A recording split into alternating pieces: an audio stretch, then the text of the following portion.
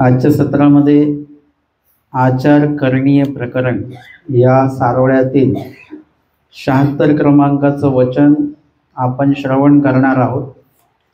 खळाळी मोकलावे. मागील वचनामध्ये आपण श्रवण केलं की जितेनी मृताचा धर्मी वर्तावे, धड तुटल्याही जीवे परमेश्वरा ते न सोडावे, वासना न संडावी. तर अशा पद्धतीने जे आचरण करणारे जे पुरुष आहेत, जे साधक सांगितलेले आहेत, यांनी हा आचार कुठे करायचा बरं? जर का काही आचार जो आहे तो आपण घरी केला तर कदाचित जनलोक वगैरे आपल्याला नावं ठेवू शकतात. जसं मी सांगत असतो की आपण स्वामींचं जे काही भोजनाच्या संदर्भातलं जे काही सूचना आहेत त्यापैकी काला करून आपण जेवायचं. कुठे कोणी प्रापंचिक लोकांनी आठवड्यातनं एकदा तरी काला करून जेवायचं. परंतु कधी तुमच्याकडे जर का पाहुणे आले असतील आणि तुम्ही तसं खाल्लं तर काय होईल? ते नावं ठेवतील, ते म्हणतील वेडे झाले बरं का. किंवा मग तुम्ही आपल्याच पंथी याच्यामध्ये जरी तसं खाल्लं तरी सुद्धा लोक नावं ठेवू शकतात, हे खूपच आचार करायला लागले बरं का, असं म्हणू शकतात ते. म्हणून इत्यादी काही जो आचार आहे तो जनलोकांचा संपर्क जो आहे तो टाळून आपल्याला तो आचार करायचा आहे. तसं त्या दिवशी पण विषय झाला की स्मरण करताना आपल्या डोळ्यात अश्रू येतात, तर आपण ते सगळ्यांच्या समोर रडायचं का? ते नाही. आपले तोंडावर एक फाळुंक वस्त्र असलं पाहिजे, आपला चेहरा कोणाला दिसला नाही पाहिजे. आपल्या चेहऱ्यावर काय स्मरणामुळे हावभाव तयार होतात ते लोकांना दिसता कामा नये. इत्यादी काही जे आचरण आहेत ते लोकांना प्रदर्शित झाले नाही पाहिजे. झाले तर काय होतील? ते लोक नावं ठेवतील. किंवा स्मरणासारखा जो विधी आहे तुम्ही असं लोकांतात बसून केलं तर तो होणार नाही. त्यासाठी विशिष्ट प्रकारचं एकांत असलं पाहिजे, शांतता असली पाहिजे, हालचाल कुठली नसली पाहिजे, म्हणजे तर तो विधी आपल्याला योग्य प्रकारे तो साधल्या जात असतो. महिला वर्गांचा असतं ना की कोणी मागे उभं असलं आमच्या तर ते स्वयंपाक जमत नाही बरं का. म्हणजे महिला जरी असल्या तरी ते बरोबर पदार्थ बनत नाही. ते म्हणतात आम्हाला किचनमध्ये कोणीच नको, फक्त आम्हीच पाहिजे बस. तशा पद्धतीने ईश्वरपैकीचा जो आचार आहे तो घडत असताना तुम्ही ईश्वराशी जोडल्या जात असता आणि त्यावेळेला जर का दुसरा व्यक्ती त्या ठिकाणी असेल जो तुमच्या अधिकाराचा नाही आहे, जसं कवीश्वर वास असतील, दंते गोपाळ वास असतील, हे एकाच विचाराचे एकाच आचाराचे, दोघांची अडचण नाही अजिबात. परंतु त्या व्यतिरिक्त जे दुसऱ्या पद्धतीने विचार करणारे लोक असतील, म्हणजे थोडक्यात सांगायचं तुम्ही फिक्क खाणार आहे आणि तुमच्यासोबतचा व्यक्ती तिखट खाणार आहे, आता तिथेच अवघड होऊन जातं. फिक्की भाजी बनवायची का तिखट? लगेच आपल्या आचारामध्ये भोजनामध्ये लगेच त्या ठिकाणी आपल्याला अडचण निर्माण होते. तसं आचाराच्या ह्याच्यामध्ये सुद्धा एखादा जो समान विचाराचा आहे, समान आचाराचा आहे, समान अधिकाराचा आहे, त्याच्यासोबत जर का आपण राहिलो, तुम्हाला पाठांतर करायचं आणि त्याला पाठांतरच होत नाही. तुम्ही स्मरणनिष्ठ आहात आणि त्याचं स्मरण तसं नाही आहे, त्याची अन्यवार्थ जास्त आहे, मग इथे तो आचार घडू शकत नाही. म्हणून इथे सांगतात की अशा अधिकाराचे पुरुष, आपल्या समान अधिकाराचे पुरुष साधनवंत जर का नाही भेटले आपल्याला, मग काय करायचं? असा पण एक शंका आपण निर्माण करू शकतो. किंवा इत्यादी जो आचार देवाने सांगितलेला आहे, हा आचार आपल्याला जसा तसा कुठे घडेल, किंवा हा आचार करताना साधकाने कुठल्या ठिकाणी असावं की जिथे त्याला तो आचार योग्य पद्धतीने अखंडितपणे स्थगिती न येऊ देता तो घडेल ना. खळाळी मोकलावे. खळ म्हणजे दुर्जन, ज्या ठिकाणी कुणीच व्यक्ती नाहीत. जसं आपण वृद्धाचारामध्ये बघितलं, दंते गोपाळ बासांना आशक्ती प्राप्त झाली, त्यांनी कवीश्वर बासांना म्हटलं आता माझं फांका वया अनुज्ञा द्या, तुम्ही मला थोडं एकांतात आचरण घडू द्या. किंवा मग कवीश्वर बासांना जेव्हा अशक्ती प्राप्त झाली तेव्हा त्यांनी सुद्धा दंतेगोपाळांना म्हटलं, आता मला एकांतामध्ये आचार माझा करण्यासाठी मला थोडा एकांत तुम्ही द्या. म्हणजे इथे जेव्हा शेवटचा टप्पा आहे, आचार्य भटोबासही म्हणतात, आता मला कुणी काही विचारू नका, आता मला देवाला आठवू द्या, अंतकाळी माझं स्मरण झालं पाहिजे व्यवस्थित. म्हणजे इथे तुम्हाला जेव्हा आचार करायचा आहे तेव्हा त्या ठिकाणी कुठल्याही प्रकारचे जनसंपर्क असता कामा नये, एकला विजय आपण असलो पाहिजे. अंतकालेच्या मामेवर सांगितलंय, शेवटच्या काळामध्ये स्मरण कधी घडेल तुम्हाला, जेव्हा तुम्हाला एकांत असेल, तिथे सगळे आपल्याला भेटायला आले, त्यांची बडबड चालू आहे, कुठे स्मरण घडेल. खळाळी मोकलावे म्हणजे वास्तविक दुर्जन जे ठिकाण आहे, ज्या ठिकाणी कशाचीच म्हणजे जे काही लोक आहे, जनसंपर्क आहे, त्यांचा योग तर नसणारच आहे, पण वाघ चोर वगैरे यांची संभावना असणार आहे. शब्द काय आहे? संभावना. वास्तविक वाघ आहे तिथं नाही बरं का. एखाद्याने सांगितलं ह्या जंगलात वाघ आहे, आम्हाला चला तिथे जाऊन आचरण करू, त्याची फक्त संभावना, म्हणजे ते जंगल कसं आहे, किती घनदाट आहे, त्याच्यावरून तिथे तशी संभावना असू शकते. किंवा चोर वगैरे यांची संभावना असू शकते. असा दिसणारा फक्त प्रदेश, वास्तविक जिथे वाघ आहे, साप आहे, त्या ठिकाणी बसू नये. आता कोणी सांगितलं इथे साप निघालं बरं का, मग आपण तिथेच स्मरणाला बसायचं की बघू कसं साह्य होतं ते. श्रुतदृष्ट चूक व्हावे स्वामींनी सांगितलेलं आहे. श्रुत आहे की ते वाघ आहे तर जाऊ नये तिथे. दृष्ट आहे, वाघ आपण बघितलाच आहे स्वतः, तरी तिथे जाऊ नये. मग त्या ठिकाणी आता अटणारी क्रमे जाताना आत्ताच्या घडीला काही विभाग असे जिथे बिबटे वगैरे सुटलेले असतात, त्या भागामध्ये त्यांचा उपद्रव असतो. मग आता साधकाने ती माहिती काढावी की या भागामध्ये तसा उपद्रव आहे का. मग त्या भागामध्ये तसा उपद्रव असेल, आपल्या कानावर आलेला असेल, तर मग आपण त्या विभागामध्ये आटन करताना थोडं सावधगिरी बाळगून आणि दक्षता घेऊनच आचार करावा. परमेश्वराचं साह्य होणार, परंतु श्रुतदृष्ट झालं हे सुद्धा परमेश्वराचं साह्य आहे बरं का. कोणीतरी आपल्याला कळवलं की बाबा इकडे इकडे वाघ आहे बरं का या पट्ट्यामध्ये, हे देवानी आपल्याला सुचवलेलं आहे, सूचित केलेलं आहे. हे श्रुत म्हणजे कानावर पडलं की यदा कदाचित आपण आटनादिक्रमे कोणाकडे मुक्कामी आहोत, तिथे त्यांच्या पेपरमध्ये तिथे दिसलं या भागामध्ये बिबट्याचं हे आहे, हे दृष्ट म्हणजे आपल्याला वाचायला मिळालं, बघायला मिळालं, तरी श्रुत आणि दृष्ट झालं. तर श्रुतदृष्ट झाल्यानंतर मात्र आपण काळजी घ्यायची आणि त्या भागामध्ये सहभाग टाळायचा. पण एरवी ज्या भागामध्ये असा संभावना आहे, असा जो प्रदेश आहे, तिथे आपण राहावं का? कारण की ज्या भागात संभावना असते त्या भागात इतर लोक येत नसतात. कोणाला जर का सांगितलं ही जागा भीतीदायक आहे, तिथे कोणीच दुसरे येत नाहीत. वास्तविक भीतीदायक नाही, पण लोकांना वाटतं तसं. मग त्या ठिकाणी जर का आपण बसलो, तिथे अन्य वार्ता करणारे रिकामे जे लोक असतात ते त्या विभागामध्ये येणार नाहीत. म्हणून खळाळी मोकलावे म्हणजे तुम्ही जर का अशा विभागामध्ये असाल तर तुमचं स्मरण एकदम सलगपणे होईल. तुमचं विजन, शास्त्र चिंतन जे आहे ते चांगल्या प्रकारे होणार आहे. आणि जोही तुम्हाला आचार करायचा आहे तो त्या भागामध्ये अगदी व्यवस्थितपणे होईल. कोणी तुम्हाला तिथे टोकायला वगैरे येणार नाही. जसं आहाराच्या बाबतीमध्येच आहे की आपला आहार आपला घेतला आणि आपलं जसं मार्गामध्ये आम्ही काय करायचं, पाळं घ्यायचं, जितकी भाकरी पाहिजे तेवढी भाकरी घ्यायची, जेवढी भाजी पाहिजे तेवढी भाजी घ्यायची आणि येऊन आपलं एका बाजूला बसायचं, जेवायचं.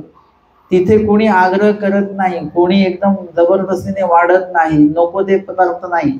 आपल्याला जेवढं लागतं, जे लागतं तेवढंच घ्यायचं बस. म्हणजे इत्यादी प्रकारे आपण आहार खाण्याअर्थी स्वतंत्र आहोत. पण तिथे जर का दुसरा वाढणारा असेल तर आपल्याला नको असेल तरी ते जबरदस्ती वाढणार. म्हणजे आहार आचरणामध्ये अडथळे यायला लागतात. तुम्हाला वेळेवर झोपायचं आहे, परंतु जर का अन्य वार्ता करणारच बाजूला असेल तर आपली झोपण्याची वेळ चुकू शकते, उठण्याची वेळ चुकू शकते, आहाराची वेळ जी आहे ती चुकू शकते, आहाराचं प्रमाण जे आहे ते कमी जास्त होऊ शकतं. म्हणून आचारार्थी जीवाने स्वतंत्र असलं पाहिजे, एकांकी असलं पाहिजे. ते याच्यासाठीच आहे. आपल्याला जर का स्मरणाला जायचं कुठे तर आपण एकट्याने जायचं, स्वतंत्रतेने जायचं. तुम्हाला जेवढ्या वेळ बसायचं स्मरणाला तेवढ्या वेळ तुम्ही बसू शकता. आणि एखाद्याला तुम्ही सोबत जर का आपण गेलो असं 2-4 लोक मिळून, तर ते 2-3 लोकांना घाई असेल किंवा एकाला जरी घाई असेल तर बाकी 4 लोकांना निघावं लागतं. आपल्याला इच्छा असते की अजून स्मरण करावं, पण आपल्या सोबत जे आले त्यांना घाई आहे. म्हणजे काय झालं की त्यांच्यामुळे आपलं स्मरण ठाकून जातं, राहून जातं. म्हणून आचारार्थी तुम्ही स्वतंत्र असले पाहिजे. निरूपणाला यायचंय स्वतंत्रतेने या, कोणाच्या सोबत वगैरे ते येतील तरच आम्ही असं काही ठेवू नका. मोक्षाला आपल्याला स्वतंत्रतेने जायचं आहे. इथे काय परमेश्वर असं हे नाही करणार की गाडी काढली मोक्षाची, ज्यांना ज्यांना यायचंय. आपला जेव्हा नंबर लागेल तेव्हा परमेश्वर कधी घेऊन जातील आपल्याला सांगता येत नाही. म्हणून इथे दंते गोपाळबास सुद्धा एकांकामध्ये आलेले आहे. त्यांचं देह क्षेपलेलं एकांकामध्ये. त्यांनी जो जन्मक्षेपी तयासी परमेश्वर आपला संबंध देतात, भेट देतात, परंतु तो क्षेपण्यासाठी म्हणून तुम्हाला समान आचाराचे विचाराचे लोक असले पाहिजे. आकाईसाचे रामदेव आहेत, ते आटणाला निघाले, अंगामध्ये ताप आहे, भटोबास त्यांची गळाभेट घेतात, अंग पूर्ण उष्ण लागतं त्यांचं तापामुळे. भटोबास म्हणतात की तुम्ही जाऊ नका, तुम्हाला ताप आहे. त्यांनी भटोबासांना विचारलं की तुमचं ऐकू की देवाचं ऐकू. आता ते कोण होते?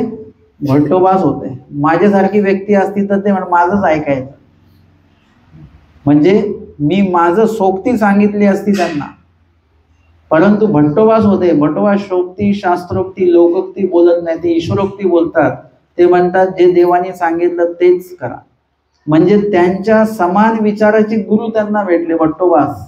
म्हणून त्यांच्या आटन क्रियेला त्यांना अडथळा निर्माण झाला नाही. माझ्यासारखा गुरु असता तर त्यांना मी दमदाटी करून त्याला थांबवलं असतं, अजिबात जायचं नाही वगैरे वगैरे. म्हणजे मी त्या व्यक्तीच्या समान विचाराचा नसेल तर त्या समोरच्या व्यक्तीच्या आचरणामध्ये मी अडथळा आणू शकतो. म्हणून खळाळी मोकलावे. मग आता असे समान विचाराचे भेटतील, मग आपण एकत्र आचरण करू वगैरे वगैरे. याच्यापेक्षा एकला विजया आणि खळाळी मोकलावे. एकला विजया तर असलंच, पण खळाळी मोकलावे म्हणजे ज्या ठिकाणी इतर जन लोकांचा संपर्क होणार नाही, कारण ती जागा थोडी भीतीदायक असल्यामुळे. तर अशा ठिकाणी आपण आपलं जे आचरण आहे ते केलं पाहिजे. तरी सदा सर्वदा कैसे वर्तावे पा, देहादी ममता सांडूनी विहितार्थ न लंघित. लापिकेमध्ये सांगतात की कसं वर्तन करावं ना. देहादी ममता सांडोनी. आपण आचार आपलं कुठे चुकतो? आचार घडत असताना आपण थांबतो कुठे? आपल्याला पायी जायचं आटणारी क्रमे आणि आपण थांबतो कशासाठी? पाऊस आला म्हणून, ऊन जास्त आहे म्हणून, थंडी जास्त आहे म्हणून. आम्ही आता सकाळी थोडं उशिरा उठतो कारण थंडी खूप असते म्हणून. म्हणजे त्या ठिकाणी आपण आपल्या देहाची काळजी अधिक प्रमाणामध्ये घेत असतो. आणि जिथे तिथे आपलं देह आपल्याला आडवं येत असतं. देहाला इजा झाली नाही पाहिजे, देहाला कष्ट झाले नाही पाहिजे, देहाला त्रास झाला नाही पाहिजे, आपण आजारी पडलो नाही पाहिजे, किंवा आजारी पडल्यामुळे आपण त्या देहाच्या ठिकाणी आपली जी विशिष्ट ममता आहे त्यामुळे आपले अनेक आचरण राहून जातात. तसेच करायचे. आणि म्हणून सांगतात की देहादी ममता सांडोनी. देह आदी, देह आणि इतर देहासंबंधित लागणाऱ्या ज्या काही वस्तू आहेत, आपले कपडे असतील, चप्पल असेल, ज्या काही वस्तू असतील, त्याच्यामध्ये सुद्धा आपली अतीव ममता आहे. त्याच्यामुळे सुद्धा आपला धर्म जो आहे तो सलगपणे चालत नाही. आपण जर का इथे बसलेलो आहोत, निरूपणाची लिंक लागलेली आहे आणि लक्षात आलं की अरे पाणी आलं असेल बरं का घरी, संपलं, इथे निरूपणातलं आपलं अस्तित्व संपलं. आता आपल्या डोक्यामध्ये तेच चालू राहतं. म्हणजे देहादी म्हणजे देहाला लागणारं, आता पाणी असेल, दूध असेल, भाजी असेल, ज्या ज्या काही वस्तू असतील, कपडे लत्ते असतील, हे सगळंच्या सगळं त्याच्यामध्ये येतं. इत्यादी सर्वांची ममता सांडोनी. आणि थोडक्यात सांगायचं झालं की धर्माला आड येणाऱ्या जेवढ्या काही गोष्टी आहेत दृष्टपर, त्या सर्वांची ममता सांडोनी. विहितार्थ न लंघित. विहित अर्थ जे विहित देवाने केलेलं आहे ते न लंघोनी, म्हणजे ते आपल्याला अजिबात त्यांचं उल्लंघन करायचं नाही. आचरण करताना काय असलं पाहिजे आपल्या आचरणात? जे विहित सांगितलेलं आहे तेच. तुम्ही आजारी असताना काय खाता? जे पथ्य सांगितलेलं आहे तेच खाता. आजारी असताना कोणी जर का आपल्याला शरबत दिलं एकदम, आपण म्हणतो नाही, मला डॉक्टरांनी नाही सांगितलंय. विहित न लंगोनी आपण आहार घेतो. तसं विधी आचरत असताना जो देवाने विहित केलेला जो विधी आहे तो न लंगोनी भलतेसने आटक ही अंगी करावे. मग तुम्ही काहीही कितीही कष्टप्रद आचरण करू शकता, पण विहिताच्या चौकटीमध्येच तो आचरण असलं पाहिजे. आमच्या स्वामींनी सांगितले भिक्षा मागोनी भोजन करायला सांगितलेलं आहे. छर्दोबांनी काय केलं? छर्दीत अन्न भोजन केले, म्हणजे वमन केलेलं अन्न. ते म्हणाले आज भिक्षाच भेटली नाही, मग आता काय करायचं? मग निघायला लागले. रस्त्याने जाताना त्यांना श्वानाने वमन केलेलं अन्न ते होतं.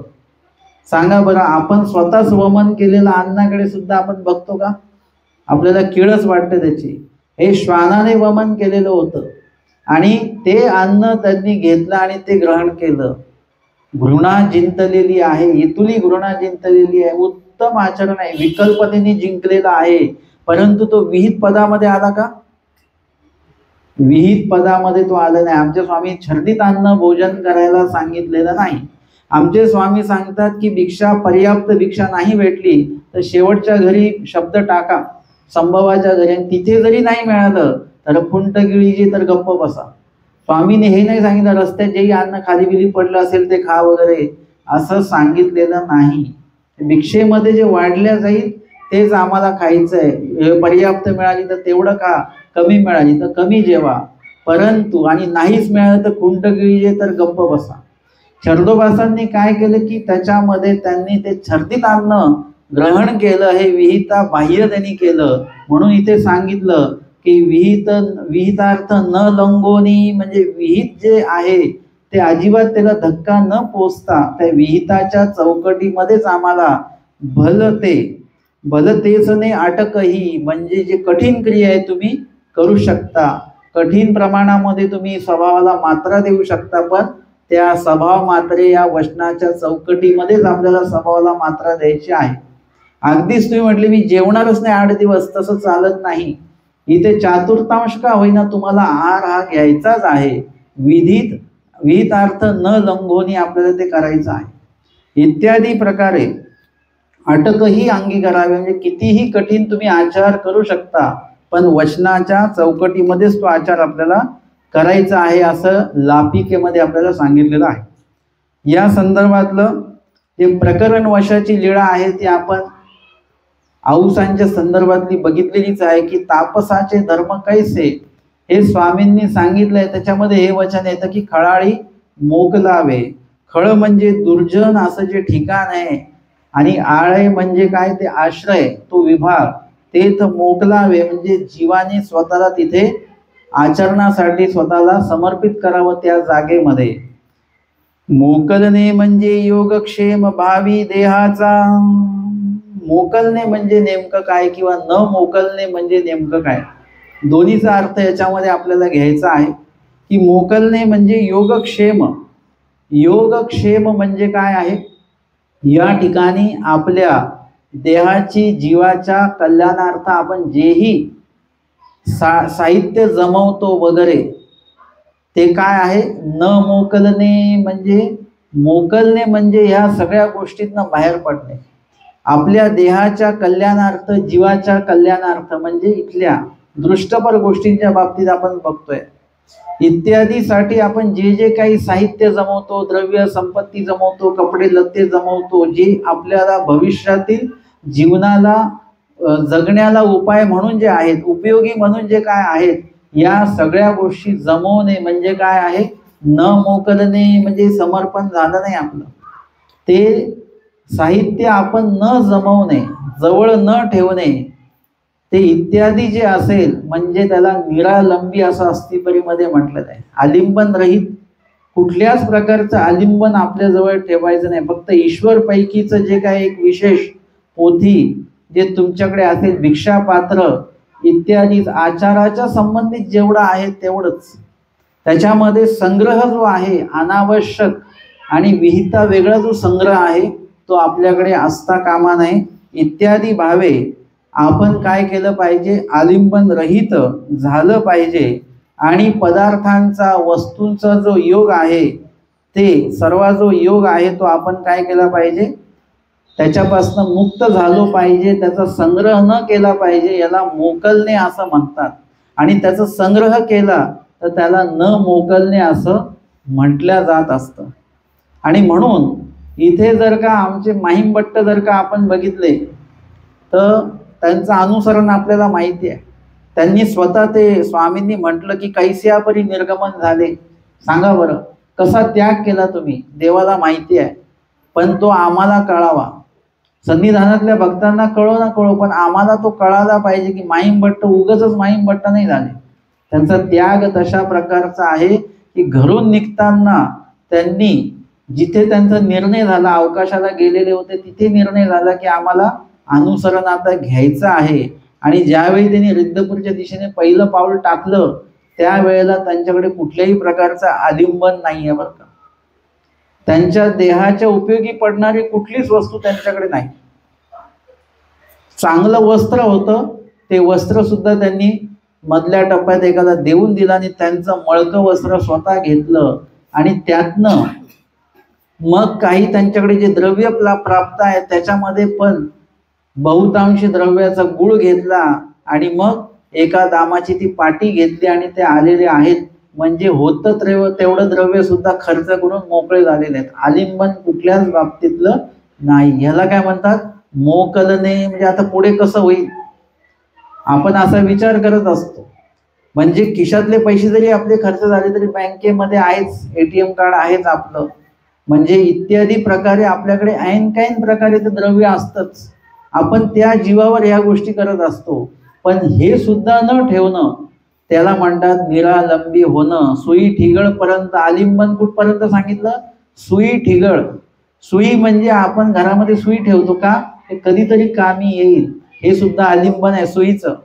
ठिगळ म्हणजे जे टेलरिंग काम वगैरे करतात वगैरे त्यांच्याकडे ते चिंध्या शिल्लक राहतात, ते फेकत नाही, ते ठेवतात, हे कुठेतरी कधीतरी कामी येईल. अशा प्रकारे आपण आपल्या घरामध्ये असे अनेक आलिंबन जमवून ठेवलेले आहेत. कधीतरी माळ्यावरचं साहित्य काढून बघा, त्याच्यातल्या खूपशा वस्तू तर काहीच उपयोगाच्या नसतात. ते वर्षानुवर्ष काढल्या जातात, स्वच्छ केले की परत तिथेच ठेवल्या जातात. ते विकायचं का फेकायचं का, नाही राहू देत, कामी येईल कामी येईल कामी येईल. अशा घरामध्ये आता घरी जाऊन बघा तुम्ही, अशा किती वस्तू आपल्या घरामध्ये आहे. फक्त आरशासमोर जाऊ नका, लक्षात येईल की या घरात आपलं सुद्धा काही काम नाही. आपण कुठे गेलं पाहिजे, देवाकडे आपण गेलो पाहिजे. या घरात आपलं काहीच तसं काम नाही आहे. फक्त आपल्याला वाटत राहतं की नाही घरी गेलंच पाहिजे, लग्नाला गेलं पाहिजे, नाही तर मग ते रागवतील बरं का असं. पण असं कुठलं लग्न आहे का की तुम्ही गेले नाही म्हणून त्यांनी लग्नच केलं नाही, असं आहे का कुठलं लग्न? अशी कुठली तुमच्या व्यवहारामध्ये अशी कुठली घटना आहे की तुम्ही उपस्थित नसल्यामुळे ते सगळं थांबून गेलेलं आहे? असं काहीच कधीच होत नसतं बरं का. तुमच्यामुळे या जगामध्ये काही अडत नाही. तशा प्रकारे आपण स्वतःचं आलिंबन घराला लावून घेतलं, घराचं आलिंबन आपण स्वतःलाच लावून घेतलेलं आहे. अशा पद्धतीने ते न मोकलणे म्हणजे आपण देवाला पाहिजे तसं जे मोकलणं म्हणजे समर्पित होणं आहे. स्वामी सांगतात तेने तो मोकलावे मग जयाचे ते सांभाळती. अशा प्रकारे जर आपण मोकलून दिलं तर परमेश्वर बरोबर आपलं व्यवस्थापन करत असतात. आपली जी व्यवस्था आहे ती बरोबर परमेश्वर लावत असतात. आचार्य भट्टोबासांकडे जे आलिंबन होतं, मानसिक आलिंबन होतं, ते त्यांनी तिथे सोडलेलं आहे. गाठोडं त्यांच्याकडे होतं, ते सुद्धा त्यांनी आईकडे देऊन दिलेलं आहे. आणि त्याही उपरांत अजून काही आलिंबन भट्टोबासांकडे होतं, ते स्वामींनी तिथे भाकेचे पोफळ घेताना ते सुद्धा आलिंबन काढून घेतलेलं आहे त्यांचं. आणि म्हटले की जे सुत्या काळी जे बोलीचे ते देहपर्यंत प्रतिपाळीचे द्या भाकेचे पोफळ. आणि आचार्यांनी सुद्धा एका विशिष्ट पहिल्या टप्प्यात विचार केला, आलिंबन सुरू आहे. स्वामी म्हणतात चांग विचारा निके विचारा. आलिंबन तेव्हाच जाईल जेव्हा तुम्ही चांगल्या पद्धतीने आणि निक्याचा विचार जेव्हा कराल. आपण विचार चांगला करतो पण आपल्या निक्याचा विचार आपण करत नाही. आपलं जीव स्वरूपाचं जे निक कशामध्ये आहे त्याचा विचार आपण करत नाही. आता बघा उन्हाळा आहे की आपण किती थंड पाणी पितो की नाही. आपण विचार चांगला करतो की थंड पाणी पिलं नाही पाहिजे, परंतु ते पितो म्हणजे आपल्या देहाच्या निक्याचा विचार आपण करत नाही आणि नको ते पदार्थ आपण खातो. निक्याचा विचारही केला पाहिजे आणि तो चांगल्या प्रकारे तो केला पाहिजे आणि तो आचरणात देखील आपण आणला पाहिजे. तो आमच्या माहीम भट्टाने बरोबर तो विचार केला, भट्टोबासांनी तो विचार केला. आणि जर का आपण जगलो तर चांगलीच गोष्ट आहे. अजून 16 वर्ष सेवा घडली, अजून 16 वर्ष सेवा घडेल देवाची, अजून होऊ शकत होतं. परंतु चांगला विचार केला आणि त्यामध्ये स्वतःच निक काय आहे त्यापर्यंत ते निळभट्ट भांडारेकर पोहोचले. आणि म्हणून त्या ठिकाणी देवाच्या समोर आपण जिवंत न राहता इथे देह सोडणं हे उत्तम आहे, याच्यातच आपलं निकेपण आहे हे निळभट्ट भांडारेकरांना कळालं. म्हणजे इथपर्यंत आपण पोहोचलं पाहिजे. चांग विचारा आणि निके विचारा म्हणजे काय तर ते असं आहे, हे आहे मोकलणं. आणि अशा प्रकारे जर का मोकलून घातलं देवाकारणे तर त्या जीवाची व्यवस्था परमेश्वर लावत असतात. ज्वारा झड पाषाण एवं अधिक प्रयत्न करणे. आता देह सुरक्षित किंवा आपण सुरक्षित राहावं यासाठी आपण काय करत असतो ना, वारा येतो, वादळ वगैरे आहे, झड आहे पाण्याची, पाषाण एवं अधिक प्रयत्न करणे म्हणजे इत्यादी प्रकारे आपल्या देहाला कशानेच त्रास होता कामा नये म्हणून आपण विविध प्रयत्न जे आहे ते करत असतो. आणि ते न करणे याला मोकलणे असं म्हणतात. खळाळ म्हणजे वाघा सापाची संभावना, चोराचा कुरुठा. खळाळी मोकलावे म्हणजे खळाळ म्हणजे काय आपल्याला माहिती नाही, आपण पहिल्यांदा शब्द ऐकला. खळाळ, खळाळ कशाला म्हणतात ना, वाघा सापाची संभावना ज्या विभागामध्ये आहे, जिकडे गेल्यानंतर असं वाटतं बरं का, काही भागामध्ये जर का गेलो आपण तर तिथे असं वाटतं की इथे वाघ वगैरे आहेत बरं का. त्यांना जर का विचारलं इथे काय, ते म्हणतात नाही नाही इथे अजिबात कसली काहीच भीती नाही, पण आपल्याला मात्र वाटत असतं. आम्ही पदयात्रेच्या माध्यमातून आम्ही चाललो होतो, निफाडवरून नांदूर मधमेश्वरला चाललो. मध्ये एक शिवरे म्हणून एक स्थान आहे तिकडे, तर त्या विभागातनं आम्ही आतमधनं चाललो होतो. थोडं जंगल सारखं होतं आणि तिथे एका ठिकाणी पिंजरा लावलेला होता. तर आम्ही सहज विचारलं आमच्या सोबत जे रस्ता दाखवणार, हे पिंजरा कशाला लावला इथे, पटकन लक्षात नाही आलं. ते त्यांनी सांगितलं इथे बिबट्या फिरतो ना म्हणून ते पिंजरा लावलेला आहे.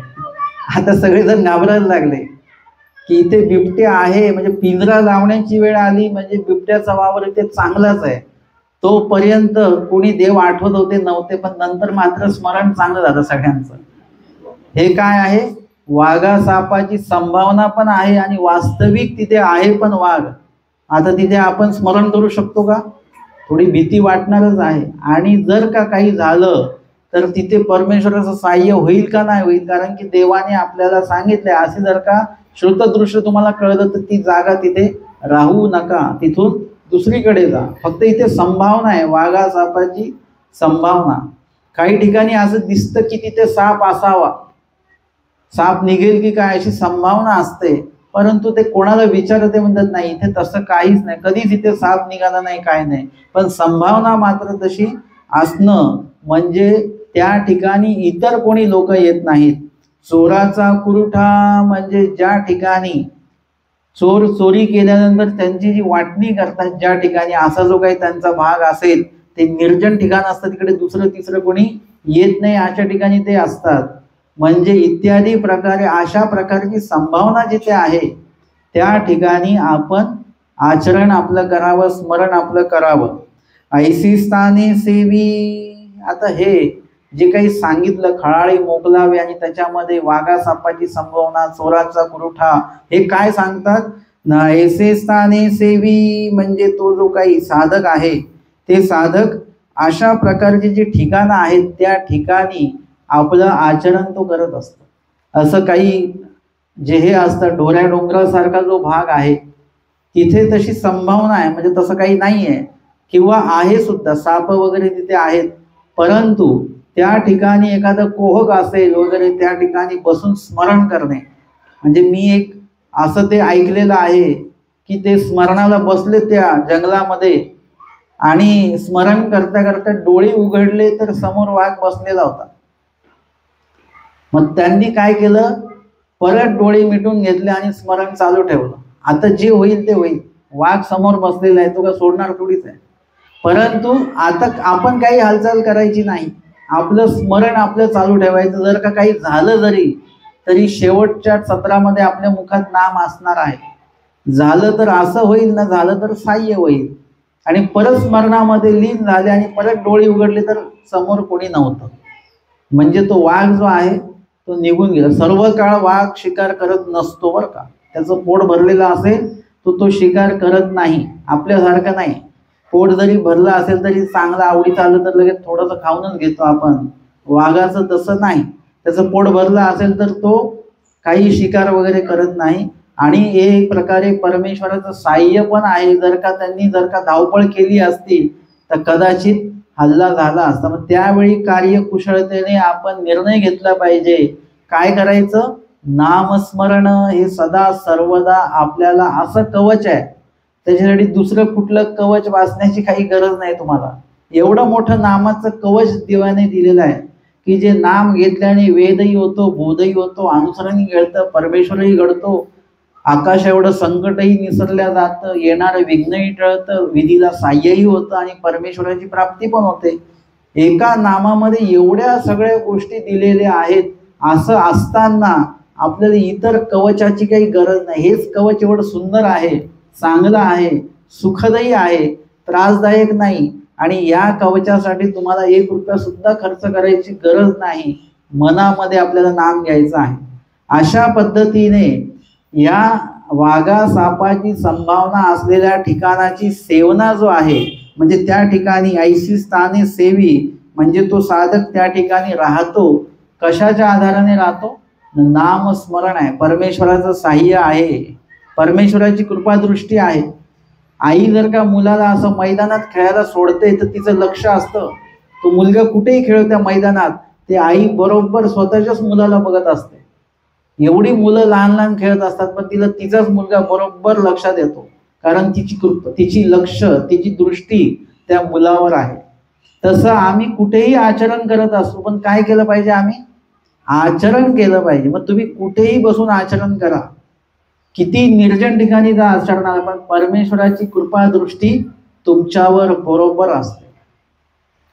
आणि परमेश्वर बरोबर लक्ष ठेवून येत आपल्यावर की आपण कुठे आहोत, काय आहोत. आणि त्यावेळेला जर का काही संकट येणं आहे वगैरे काही, तर त्यावेळी बरोबर परमेश्वराचं जे साह्य आहे ते आपल्याला बरोबर प्राप्त होत असतं.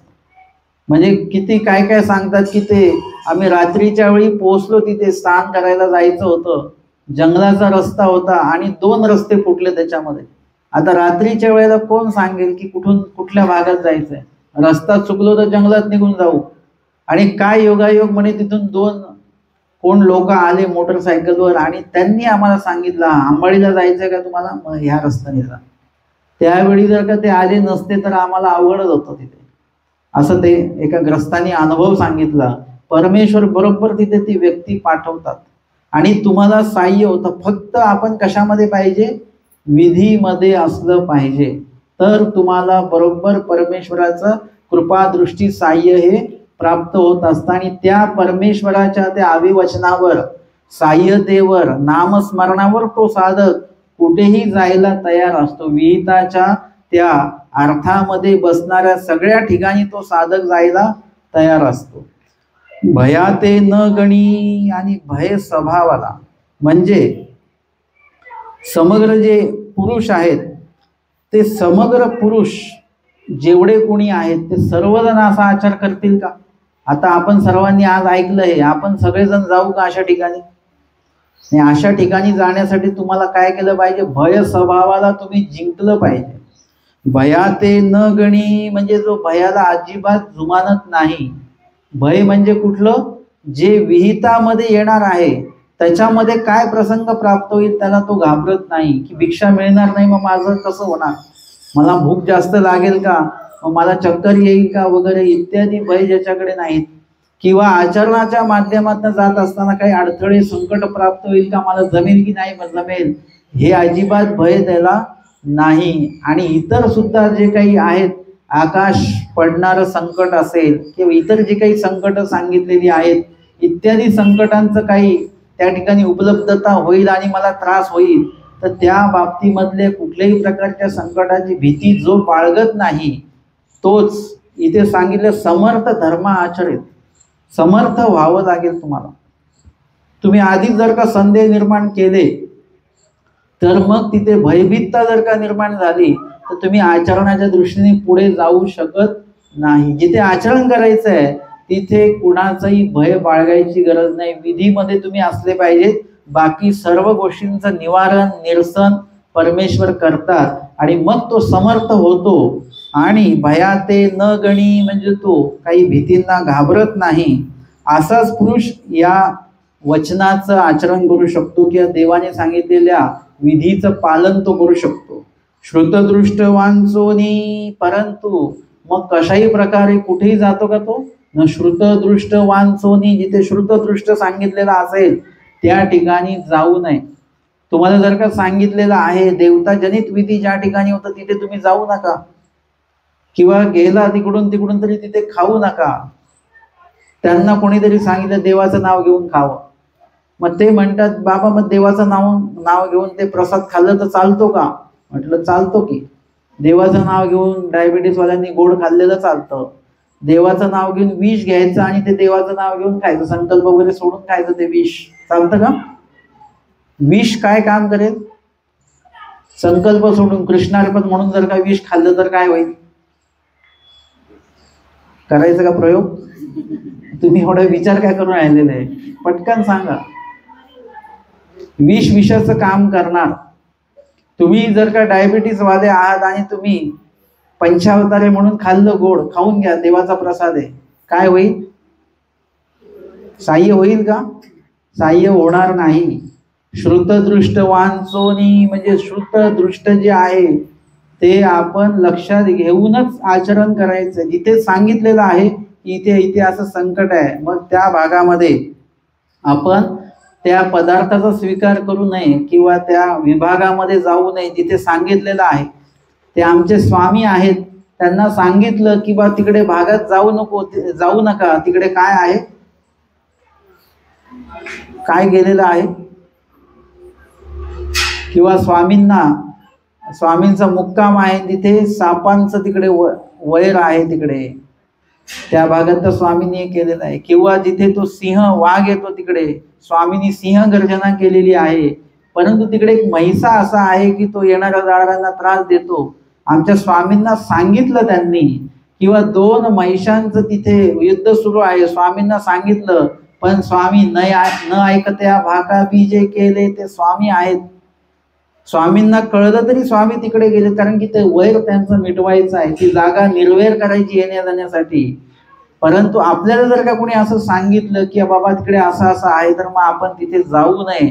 ते देवानीच आपल्याला सुचवलेलं असतं, म्हणून ते आपण टाळलं पाहिजे. श्रुतदृष्ट वांचोनी जे घडतंय, जिथे श्रुतदृष्ट कळलं त्या भागामध्ये आपण मग जाऊ नये. देहावरी उदास, असे आचरण कोण करू शकतं बरं? खरोखर आपल्या देहाची काळजी नाहीये, कुठल्या प्रकारची भीती नाहीये आणि देवाने जे जे सांगितलं ते करायला एकदम तयारच आहे तो जीव. प्रत्येक वचन आचरण करण्याची तयारी, असं कुठला जीव करू शकतो ना? देहावरी उदास म्हणजे जो देहावर उदास आहे तोच जीव अशा प्रकारचं आचरण करू शकतो. आपल्याला जर का झाडायला सांगितलं मार्गामध्ये आणि धूळ उडणार आहे, आपण म्हणू नको ते कपडे खराब होतील, आताच आंघोळ केलेली आहे, अंगावर सगळं धूळ उडेल. आपण आपल्या देहावर जर का उदास नसू तर आपण मार्गात कुठलीच सेवा करू शकत नाही. मार्गात सेवा करण्यासाठी तुम्ही देहावर उदास असलं पाहिजे, तेव्हा तुमच्या जीव स्वरूपावर परमेश्वर प्रसन्न होतात. पण त्याआधी आपल्याला देहावर उदास होणं गरजेचं आहे. देहाला जे जे आवडेल ते द्यायचंच नाही आपल्याला, जीवाला जे आवश्यक आहे ते आपल्याला द्यायचं आहे. प्राणासी आहार नेदावा की द्यावा? देवाने सांगितलं प्राणासी आहार देवा, कोणाला देऊ नये? मग इंद्रियासी नेदावा. आपण त्या वचनाचं एकदम उलट करतोय. वचनाचं आचरण चालू आहे पण उलट आचरण चालू आहे. आपण इंद्रियासी आहार द्यावा, प्राणासी नेदावा असं आपलं वचन आचरण चालू आहे. या ठिकाणी आपल्या जीव स्वरूपाला दैवराटीचा प्रवास काय माहितीये का?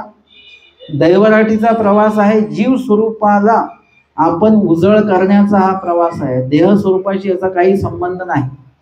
कोणी म्हणाले एवढं अनुसरण घेऊन सुद्धा त्यांना कॅन्सर झालं. कॅन्सर कोणाला झालं? जीवाला झाला की देहाला झाला?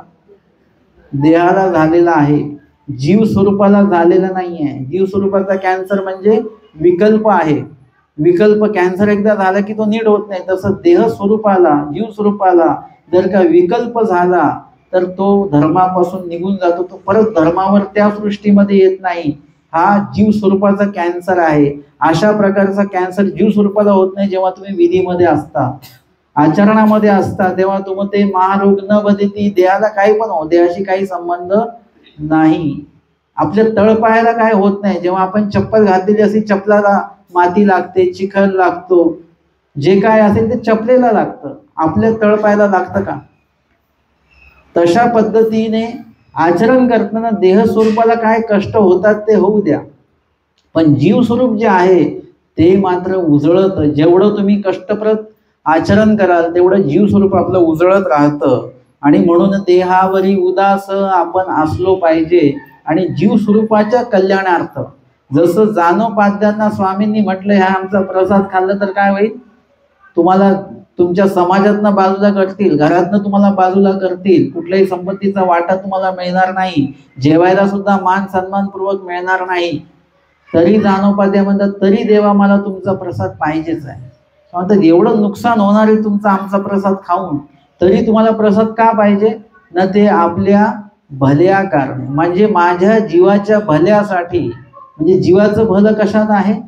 इतर जे स्वामींनी नुकसान सांगितलं ते मिळण्यामध्ये जीवाचं भलं नाही. कदाचित देहाचं भलं असू शकतं, परंतु जीवाचं भलं त्याच्यामध्ये नाही. जीवाचं भलं कशामध्ये आहे? परमेश्वराचा प्रसाद प्राप्त होणे, याच्यामध्ये जीवाचं भलं आहे. आस्था सांडली, आणि ज्याने जगण्याची आस्था सांडलेली आहे, ज्याला जगायचं आहे तो आचरण करू शकत नाही. आणि ज्याला जगायची इच्छा संपलेली, आस्था संपलेली आहे, तोच ईश्वराच्या ठिकाणी समर्पण करू शकतो. प्रयत्न करविला ते तुका करी, म्हणजे त्याला कुठलीच आस्था नाही आहे, तर मग तो आस्था नाही तर मग तो काहीच भोजन आदी वगैरे देहासंबंधित काहीच करत नाही का? न जेतुका, प्रयत्न करविला तेतुका करी, म्हणजे देवाने जेवढं सांगितलेलं आहे आहाराचं, भोजनाचं, जे काही एक सांगितलेलं आहे तेवढं मात्र तो करतो. सुख नाशंसी, म्हणजे कशामध्ये तो सुख मानत नाही. वस्त्र मिळालं त्याच्यात सुख नाही आहे, चांगली भिक्षा मिळाली त्याच्यात सुख नाही आहे, विधीमध्ये जे प्राप्त झालेलं जे सुख आहे त्याचंही सुख मानत नाही. कारण की त्याही पेक्षा परमेश्वर वियोगाचं दुःख एवढं आहे की छोट्या छोट्या गोष्टीतनं सुख प्राप्त होत नाही. विरहिणीच्या दृष्टांतामध्ये सांगितलेलं आहे, पतीकडनं काही वस्तू प्राप्त होते, पतीचा निरोप येतो, परंतु तिला तरी आनंद होत नाही. तिसरी विहरणी जी आहे तिला पतीच पाहिजे.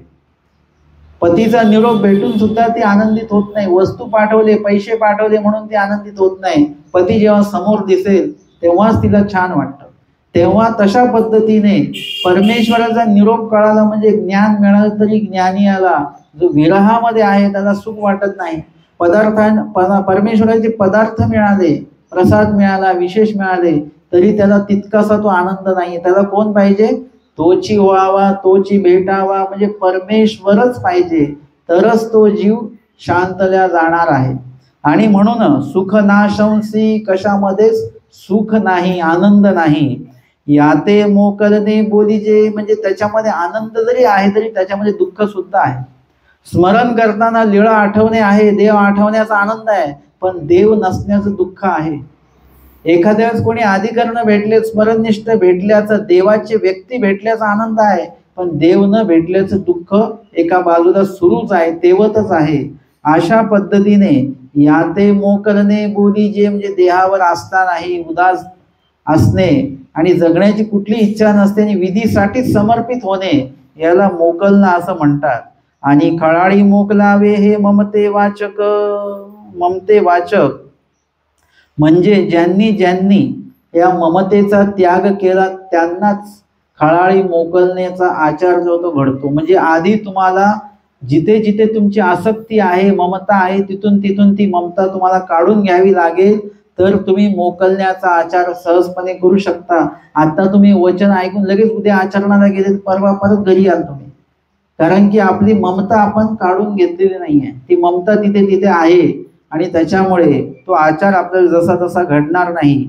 भिक्षा करू निघाला आणि 4 शक्ती अशक्ती म्हणून गाठी बांधले, तरी नाही मोकलीले. म्हणजे इथे सांगतात की ममता आहे कशास्तव बरं ना, आपण आचरणाला निघालो परंतु पुढे मागे आपल्याला 2 पैसे लागतील म्हणून आपण गाठीशी 2-4 रुपये बांधून घेतले की पुढे शक्ती अशक्ती प्राप्त झाली तर 2 पैसे आपल्याला आपल्या जवळ असावे म्हणून आपण आपल्या जवळ ठेवले, तरी नाही मोकलीले. म्हणजे निरालंबी झालो नाही, अलिंबन रहित होणं. यासाठी माहीम भट्टांचं उदाहरण आम्हाला तिथे दिसतं, भटोबासांचं उदाहरण दिसतं की घरून त्यांनी काहीच आणलेलं नाही. बाईसांच्या बाबतीतही त्यांनी काही आठवडे घेऊन आले स्वामींसोबत पैठणहून, असं काही दिसत नाही आपल्याला. आमच्या आऊसांकडे जे होतं तेही आमच्या स्वामींनी काय केलं, उपयोगी लावलेलं आहे. स्वामी म्हटले हे द्रव्य उपयोगी लावा, बाकी तर जाऊ दे तिकडे नदीमध्ये. म्हणजे ते त्यांच्याकडे संग्रहित ठेवलेलं नाही आहे. अशा पद्धतीने सर्व संघ परित्याग करणं हे त्या ठिकाणी अपेक्षित आहे. आटणा निघाला आणि आगळी जोळी आगळे वस्त्र आगळा कोपी न पुढा न मिळे म्हणून वाहिला, तरी नाही मोकलीले. म्हणजे आता इतर गोष्टींचं संग्रह बाळगू नये, परंतु आचरणात लागणाऱ्या वस्तूंचा संग्रहाला तर संग्रह म्हणता येणार नाही. त्याच्यामध्ये सुद्धा आटणाला निघाले आणि आगळी जोळी, ही जोळी फाटली म्हणून दुसरी जोळी आपण अजून एक्स्ट्राची ठेवलेली आहे. आगळे वस्त्र, हे वस्त्र फाटलं तर म्हणजे एखादं वस्त्र असावं, कारण की 2 जोडी वस्त्र लागणारच आहे, पण तिसरी जोडी पण ठेवली तर ते तसं नसता असता कामा नये. आगळा कोपी न म्हणजे इतर ज्या काही गोष्टी आहेत त्या जास्तीच्या ठेवू नये, कारण की ही हरवली तर ती, ही खराब झाली तर ती, असं नको. जे माफक प्रमाणामध्ये लागतं तेवढंच आलिंबन ठेवायचं, बाकीचं आलिंबन न ठेवायचं. तरी नाही मोकलीले. आणि इत्यादी गोष्टी जरी ठेवल्या तरी ते निरालंबी या पदामध्ये पडत नाही. म्हणजे आचरणाच्या वस्तू सुद्धा ज्या आहेत त्या जास्तीच्या ठेवायच्या नाहीत, जेवढ्या माफक आहेत तेवढ्याच आपल्याला आपल्याजवळ असलं पाहिजे. त्याला मोकलणे असे म्हणतात. अन्नी वस्त्री उदकी आत्मसंबंध तोडोनी. म्हणजे अन्न वस्त्र आणि उदक यांच्या संबंधित जे काही लागले पण आहे, आपलं ममता आहे, आसक्ती आहे, ती सगळी आपण सोडून दिली पाहिजे. आणि ती सर्व आसक्ती कुठे लावायची, ईश्वरी लावी. म्हणजे ईश्वराच्या ठिकाणी ती ममता आपली उपयोगामध्ये गेली पाहिजे. देवे स्वभावा मात्रा देवविली म्हणून दे ये तुलेची. कसं काय बरं, म्हणजे या ठिकाणी साधकाचा आचार सांगतात की देवे स्वभावा मात्रा देवविली. म्हणजे देवानी सांगितलं स्वभाव मात्रे, देवानी जर का स्वभाव शून्य सांगितलं असतं ना, विकार शून्य, विकल्प शून्य आणि स्वभाव शून्य म्हणजे काय, अजिबात खायचं नाही काहीच, असं जर का देवानी सांगितलं असतं तर या साधकाने तोही आचार केला असता, अजिबात काहीच खाल्लं नसतं. म्हणजे देवानी स्वभावाला मात्रा द्यायला सांगितली, शून्य करायला सांगितलेलं नाही. स्वभावाला मात्रा द्या म्हणजे अन्न हे ग्रहण केलंच पाहिजे. मग ते तुमच्या अधिकारानुरूप तुम्हाला किती अन्न ग्रहण करायचं हा तो भाग तुमचा आहे. आणि तुम्ही अधिकाराची जर का शोधणी केली तर आपल्या मूळ अधिकारानुसार आपण ते अन्न आहार शास्त्रानुसार आपलं जे काही अन्न आहे ते आपलं बरोबर ग्रहण होणार, चतुर्थांश अर्धा पावणार. देवानी पण ते सांगितलं म्हणून, नाही ते इतीच्या साधकाने भिक्षाही मागितली नसती आणि जेवणही केलं नसतं. पण देवाने विहित केलं ना, स्वभावाला मात्रा द्या, भिक्षा मागा, असं देवानी सांगितलं म्हणून देवाच्या आज्ञेस्तव अन्न ग्रहण हा साधक करतो आहे. नाहीतर जो निरालंबी झालेला आहे, ज्यांनी खळाळी मोकलीलेलंच आहे, असा जो साधक आहे हा कुठल्याच प्रकारची अपेक्षा ठेवत नाही. आमचे आचार्य भटोबा शेवटच्या टप्प्यामध्ये कसे झालेले, मूर्छित अवस्थेमध्ये पडलेले, भान पूर्ण हरपलेलं आहे, बेशुद्ध अवस्थेमध्ये गेलेले. आता कुठलाच आचार त्या ठिकाणी नाही, भिक्षा मागणे नाही, काही नाही. सुरुवातीला भिक्षा मागितली, त्याच्यामध्ये पण अन्न मागितलं नाही, देवालाच मागितलेलं आहे. अशा प्रकारची अवस्था इथला साधक वर्ग जो आहे तो करतो. आणि दंते गोपाळवासांच्या रूपाने तर आपण बघितलंच की भिक्षा नाही मिळाली तरी मात्र कुठल्याही प्रकारचं अपेक्षा त्या भिक्षेची ठेवलेली नाहीये आणि ईश्वराच्या ठिकाणी खळाळी मोकलावे ते जे ठिकाण आहे चंदन वंदन हे कसं ठिकाण आहे, खळाळाचे, ते कोणाचीच येण्या जाण्याचा काही संभव नाही. आताच्या काळात तरी लोक येत जातात, पण त्या काळामध्ये अतिव जंगल असणार आहे. मग त्या ठिकाणी त्यांनी आपलं देह क्षेपलेला आहे. आणि अशा प्रकारे खळाळी मोकलावे यासाठी या वचनाचं विश्लेषण आणि त्या संदर्भातले काही लीळाचरित्रातले उदाहरण आपण या ठिकाणी श्रवण केले. आजच्या या सत्रामध्ये आचार करणे प्रकरणातील 76 क्रमांकाचं वचन खळाळी मोकलावे या वचनावर आज आपण श्रवणाने चिंतन केलेलं आहे. दंडवत हो.